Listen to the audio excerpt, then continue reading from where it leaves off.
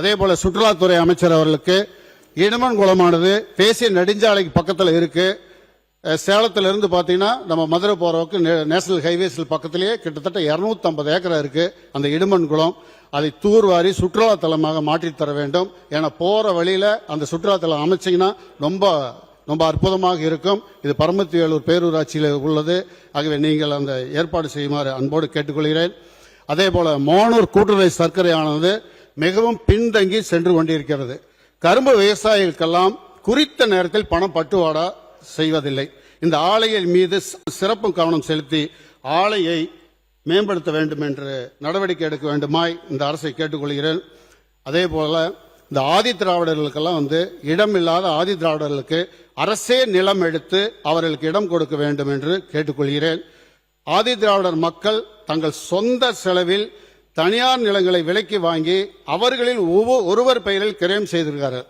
அதாவது ஒரு கிராமம் இருக்கு அப்படின்னா அந்த கிராமத்தில் 50 குடும்பம் இருக்குன்னா அந்த 50 குடும்பம் சேர்ந்து ஒருத்தர் பேரில் அந்த நிலத்தை வாங்கி கிரயம் செய்து வீடு கட்டி கொண்டிருக்கிறார்கள்.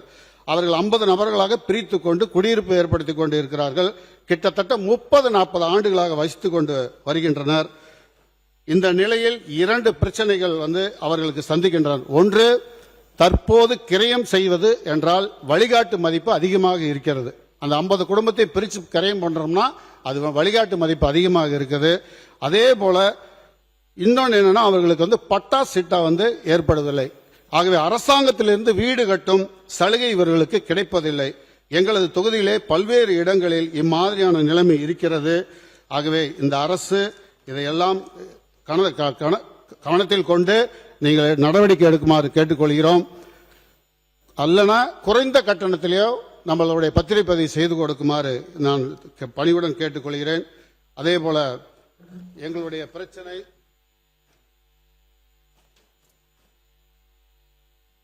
இப்பொழுது எங்களுடைய பிரச்சனை இப்ப கொஞ்ச நாளமாவே 2 மாசமா அந்த ராஜவாய்க்கால் பிரச்சனை, தண்ணீர் வரல அப்படின்ட்டு எங்கள் பகுதியிலே விவசாயிகளுக்கெல்லாம் ஆதாரமாக விளங்கும் இந்த ராஜவாய்க்கால்.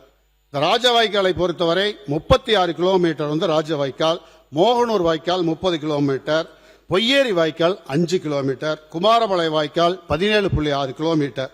மிக சிறந்த இந்த வாய்க்காலுக்கு அண்ணன் எடப்பாடி அவர்களுடைய ஆட்சி காலத்திலே 184 கோடி நிதியை ஒதுக்கி வாய்க்காலுக்கு சைடு காங்கிரீட் ரீமாடலிங் செய்து கொடுத்தார்கள்.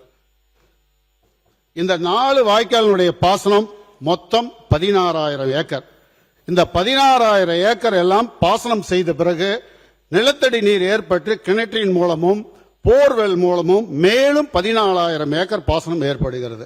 ஆக மொத்தம் சுமார் 30,000 ஏக்கர் விவசாயிகள் விவசாயம் செய்து வருகிறார்கள். பஞ்சாயத்து போர்வெல் மூலமும் கிராம ஊராட்சி மக்களுக்கு குடிநீர் நீர் கிடைக்கிறது. ஆகவே எங்கள் பகுதி இந்த ராஜவாய்க்காலை நம்பியே வாழ்வாதாரம் இருந்து கொண்டிருக்கிறது. இந்த ராஜவாய்க்காலை நம்பிதான் மோகனூர் சுகர் மில் உள்ளது. இந்த ராஜவாய்க்காலை நம்பித்தான் 150 வெள்ளா தயாரிக்கும் ஆலக்கொட்டாய்கள் உள்ளது. இந்த வாய்க்காலை நம்பியே இந்த பகுதி மக்கள் வாழ்ந்து கொண்டிருக்கிறார்கள்.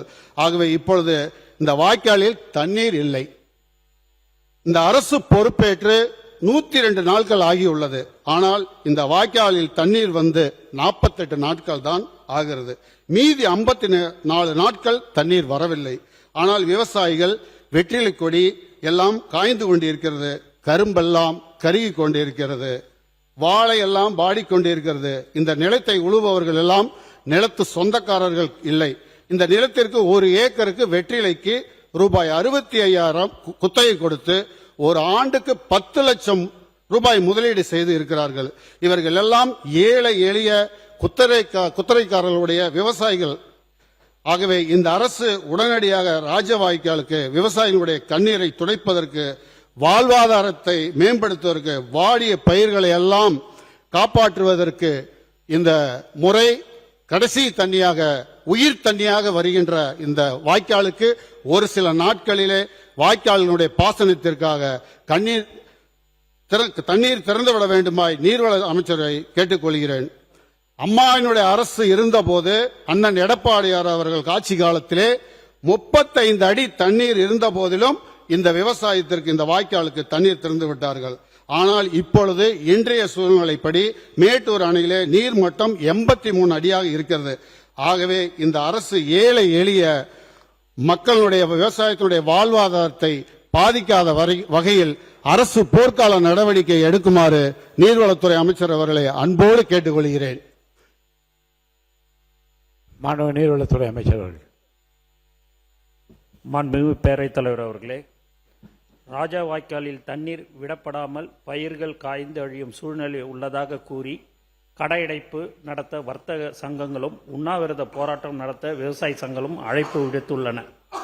மேட்டூர் அணையில் இன்றைய நிலவரப்படி 83.250 அடி 45.5 டிஎம்சி தண்ணீர் இருப்பு உள்ளது. மாண்புமிகு உச்ச நீதிமன்ற உத்தரவுப்படி தற்போது வினாடிக்கு 12,000 கனஅடி நீர் வந்து கொண்டுள்ளது. அணையின் நீர்மட்டம் படிப்படியாக உயர்ந்து வருகிறது. வரும் நாட்களில் தினந்தோறும் அணையின் நீர் இருப்பு தொடர்ந்து கண்காணிக்கப்பட்டு ராஜா வாய்க்காலில் தண்ணீர் திறந்துவிடுவது பற்றி உரிய முடிவு மேற்கொள்ளப்படும். மாண்புமிகு முதலமைச்சர் அவர்களின் அறிவுறுத்தின்படி நீங்கள் அவர்களிடம் பேசி உண்ணாவிரத போராட்டத்தை கைவிடுமாறு நீங்கள் கேட்டுக்கொள்ள வேண்டும் என்று நான் உங்களை கேட்டுக்கொள்கிறேன். பேரவை முன்னவர். மாண்புமிகு பேரவைத் தலைவர் அவர்களே, மாண்பு உறுப்பினர் அவர்கள் பேசுகிற ஒரு ஆதி திராவிட மக்கள் ஒருவரே அதை விலைக்கு வாங்கி 50 பேர் 52 பேர் பல இடங்களில் குடியிருக்கிறார்கள் சொன்னார்கள். ஆகவே அவரை பொறுத்தவரையிலும் கிரையும் செய்வதற்கு செலவு கூடுதலாகும். இன்றைக்கு உயர்ந்திருக்கிற பத்திரப்பதிவு என்று சொன்னீர்கள். தானப்பத்திரமாக எவ்வளவு பேர் இருக்கிறார்களோ பட்டியலிட்டு நீங்கள் தானப்பத்திரமாக அதை வழங்கினால் பட்டா வழங்குவதற்கு நடவடிக்கை மேற்கொள்ளப்படும். மாண்பு உறுப்பினர். மாண்புமிகு பேரவைத் தலைவர் அவர்களே, தானம் என்பது அவர்கள் சொந்தத்தில் உள்ள பிள்ளைகளுக்கோ உறவினர்களுக்கோ தான் தான செட்டில்மெண்ட் செய்ய முடியும்.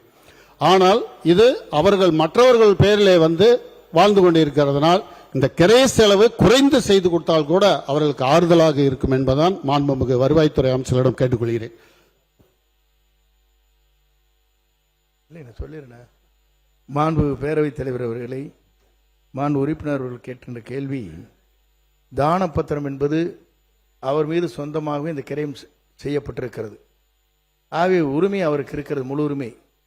ஆகவே இந்த முழு உரிமையை பயன்படுத்தி கொண்டு நான் அதுதான் பத்திரப்பதிவு துறை அமைச்சரோடு நான் கலந்து பேசினேன். ஆகவே நீங்கள் அதை பற்றி கவலைப்பட வேண்டியதில்லை.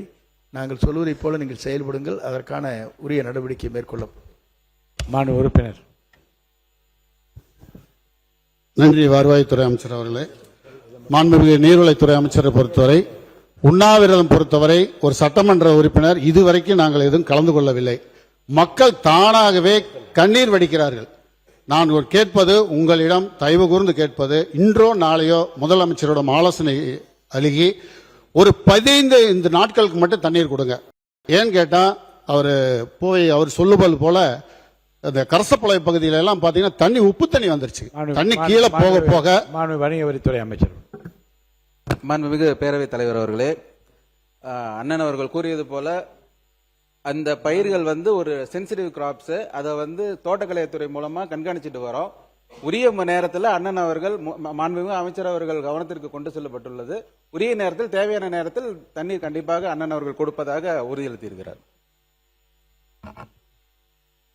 மாண்பு உறுப்பினர். நான் ஏன் இதை அழுத்தமாக சொல்கிறேன் என்றால், இது வெற்றிலை, மேக்சிமம் எங்க ஏரியாவில் தான் வெற்றிலை இருக்கிறது. அது குழந்தை போல இந்த ஆடிப்பட்டம் என்று சொல்லுவார்கள். அதை வெற்றிலை பயிர் இவ்வளவு தூரம் வந்துவிடும். வந்த உடனே இப்ப தண்ணி இல்லை என்றால் அது தானாக காய்ந்து விடும். குறுவைக்கு நம்ம தண்ணி விடுவது வேறு, சம்பாவுக்கு தண்ணி விடுவது வேறு டெல்டா பகுதியில. ஆனால் இந்த பகுதியை பொறுத்தவரை பாசனத்தை நம்பியே வாழ்ந்து கொண்டே இருக்கிறார்கள். அதுவே தான் சொல்கிறேன், நீங்கள் முழு நாளும் கொடுக்க வேண்டாம். ஒரு மாதத்திலே ஒரு 15 நாட்கள் இப்பொழுது கொடுங்கள். அதன் பிறகு எல்லாம் வல்ல இறைவன் நமக்கு மழை பெய்யும். அதை நம்பி கண்டிப்பாக ஆறுகளில் வெள்ளம் ஓடும். அதை பற்றி கவலைப்பட வேண்டாம். ஏனால் இப்பொழுது 83 அடி தண்ணீர் இருக்கின்றது. ஆகவே இன்றோ நாளையோ உங்களுடைய உத்தரவுப்படி ஒரு 15 நாட்களுக்கு மட்டும் இந்த உயிர் தண்ணி என்பதை நீங்கள் கொடுக்க வேண்டும் என்பது மாண்புமிகு நீர்வளத்துறை அமைச்சர் மூலம் கேட்டுக்கொள்கிறேன். மாண்புமிகு நீர்வளத்துறை அமைச்சர். மாண்புமிகு பேரவைத் தலைவர் அவர்களே, மாண்புமிகு முதலமைச்சர் அவர்களிடமும் அதிகாரிகளிடம் கலந்து பேசி மாண்பு உறுப்பினர் அவர்கள் கேட்டதுக்கு இணங்க அது முதலமைச்சருடைய கவனத்துக்கு எடுத்து செல்லப்படும் என்பதை தெரிவித்துக் கொள்கிறேன்.